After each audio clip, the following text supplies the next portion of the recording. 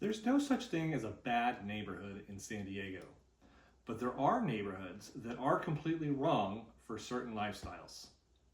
If you're moving here and you choose the wrong fit, you'll feel it every single day. If we haven't met yet, I'm Scott. I'm a San Diego realtor.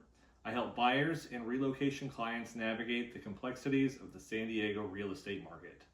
Today, I want to help you avoid choosing a neighborhood that doesn't match how you actually live. As I said in the intro, there's no such thing as a bad neighborhood in San Diego. This is about aligning your choice of neighborhood with your lifestyle and making sure that you don't choose the wrong neighborhood for you. Every area has its own strengths and weaknesses for certain people. The wrong fit for you can cause stress and unhappiness with your home purchase location. The goal isn't to find the best neighborhood, it's to find the best one for you.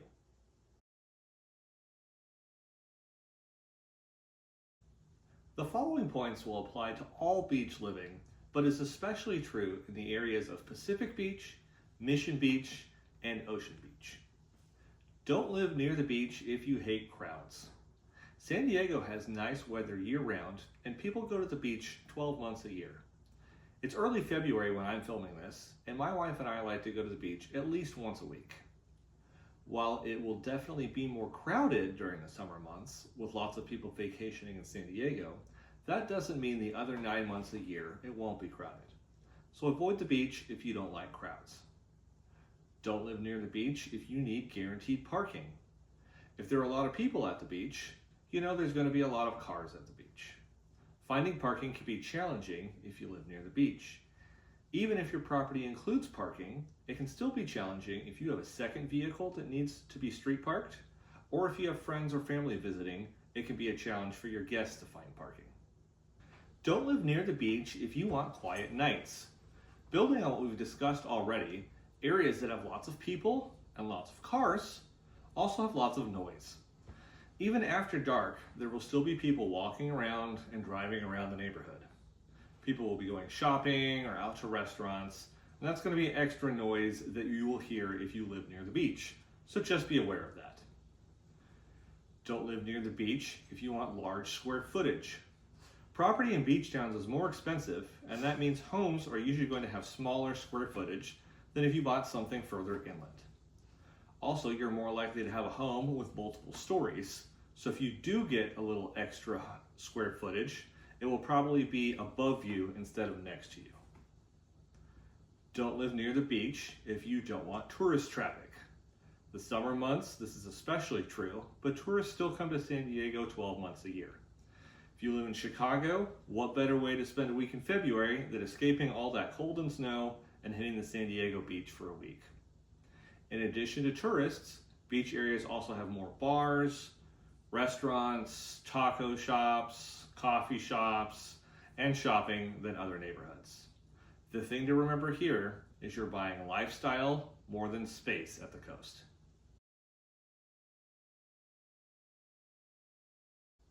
The following points will apply to all inland areas, but to give you some context, I'm specifically talking about neighborhoods such as Escondido, Rancho Bernardo, or Poway.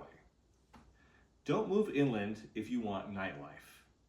This shouldn't shock anyone, but if you choose a more quiet suburban neighborhood, you aren't going to have a lot of nightlife nearby. If nightlife is your thing, there's lots of great neighborhoods like Downtown, Little Italy, and North Park that you should probably check out. If that's your thing, probably better to avoid moving inland. Don't move inland if you hate the heat. The farther inland you get from the coast, the warmer the temperature gets. It's not going to be as hot as Arizona or anything, but Escondido can be significantly warmer than Pacific Beach. So if your body doesn't do well with the heat, avoid the inland areas. Don't move inland if you want walkability. If your idea of living in your neighborhood means that you can easily walk to the grocery store, coffee shops, yoga studio, and breweries, don't move inland. You're going to be disappointed with the options that are walkable distance, if any, depending on where in the neighborhood you choose. You can't get a quiet home on a cul-de-sac with a local brewery down the street. Don't move inland if you work downtown. This one's a little more subjective, depending on your tolerance for a commute, but I wouldn't recommend looking in Escondido if you work downtown. You will most likely burn yourself out with that commute and wind up either looking for a new home or a new job. Realistically assess your tolerance for commuting and pick a neighborhood that is a workable distance from your job and has a commute that you will be happy with for the long term. The thing to remember here is that more space often means more driving.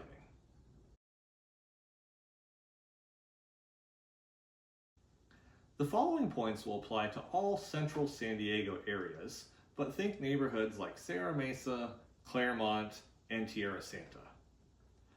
Don't choose central areas if you want a brand new build. Central areas of San Diego have been around for a little bit, and there isn't a ton of empty, vacant land that developers can buy up and build new homes on. As San Diego has expanded over the years, that land got bought up and developed a long time ago. San Diego doesn't have a lot of new construction like some other cities do. If you do want a new build, these are going to be more on the outskirts of San Diego.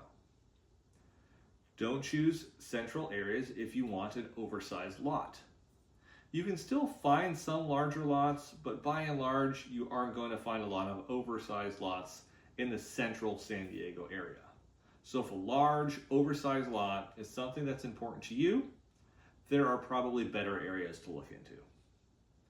Don't choose central areas if you want an ultra-quiet suburban feel.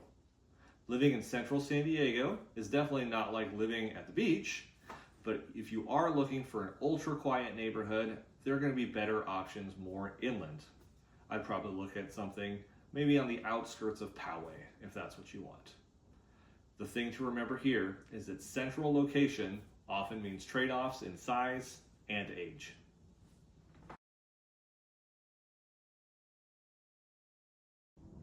Cheap doesn't mean a good fit. The cheapest home that meets your minimum bedroom and bathroom needs doesn't mean it's going to be a good fit for you. Really think through what your day-to-day life is going to look like living in the neighborhood you have chosen, and ask yourself if that's something you can see yourself in for the long term. Commuting costs time. Money will come and go, but you can never get your time back. Paying $75,000 more for a home that saves you 45 minutes on your commute each day will pay off for you in the long run, especially if you are financing that extra amount into the purchase price, and it's probably going to be split up on your payments over the next 30 years and not actually be a significant difference in your monthly payment. Run the numbers and see what it costs you per month instead of looking at that $75,000 figure. HOA costs add up. As I've said in past videos, HOAs aren't bad. You just need to know what you're getting in return for that payment each month. Calculate out how much the HOA will run you each year and see what that figure comes back at, and then compare that to what they are providing, particularly if they cover some of your utilities each month that you would otherwise end up paying for if you didn't have the HOA. Lifestyle dissatisfaction costs happiness. There isn't a perfect way to convert dollars to happiness, but it's definitely a real thing. If you're in a neighborhood that doesn't fit your lifestyle, has a long commute, and isn't making you happy to live there, all because you bought a cheaper house so you can save $300 or $400 a month, is that really worth it in the long run? It's good to make wise decisions with your money, but there are other factors that come into play outside of the finances when it comes to buying a home. The thing to remember here is the wrong neighborhood will cost you more emotionally than financially.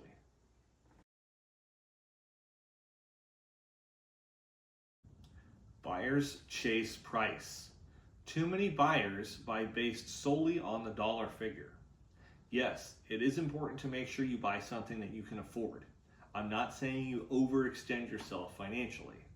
I am saying that if you can afford to spend a little bit more in order to get into a house that is a better fit for your lifestyle in the long run, you should do it. One thing I've never heard my clients come back to me and say is that I wish I had spent less and saved that $75,000 to buy a cheaper house. Too many buyers chase hype. They've decided what neighborhood they want to buy in before even seeing it. They heard about some neighborhood that got hyped up to them by a friend, a family member, or an Instagram post talking about the hot up and coming neighborhood in San Diego without asking if it's right for them or even going out to look at it in person or comparing it to other neighborhoods that could be a better fit for them. Too many buyers copy friends. It's great to live near your friends, but it's not great if you buy in the wrong neighborhood for you. Your friends may have bought a house in a neighborhood, and they can't stop talking about how great it is and how much they love it. They know you're looking at buying as well, so they encourage you to start looking in their neighborhood. Well, guess what? Maybe they love that neighborhood so much because it's walking distance to their kids' school, and you don't have any kids. Maybe they love it because there's a new brewery that just opened 2 blocks away, and you don't drink. Maybe they love it because it's super rural and they work from home, and you work all the way downtown. Just because it's good for friends doesn't mean it's good for you. Too many buyers don't test drive the commute. If you're looking at buying in a neighborhood, I strongly encourage you to drive to that neighborhood one morning and drive to work from the neighborhood you're looking at buying. Don't just trust what Google or Apple Maps says. Actually drive it for yourself and find out. Too many buyers don't visit at night or on weekends. If you're looking at living somewhere for years to come, find out as much as possible about the place as you can. Don't just swing by an open house and say how much you love the neighborhood. Come back at night, on a weekend, on a weekday. See the neighborhood at different times. You could be surprised at what you find out. If you're moving to San Diego and want help figuring out which neighborhood fits your lifestyle, I'm happy to walk through it with you. If you found this video helpful, please like and subscribe, and I'll see you next week.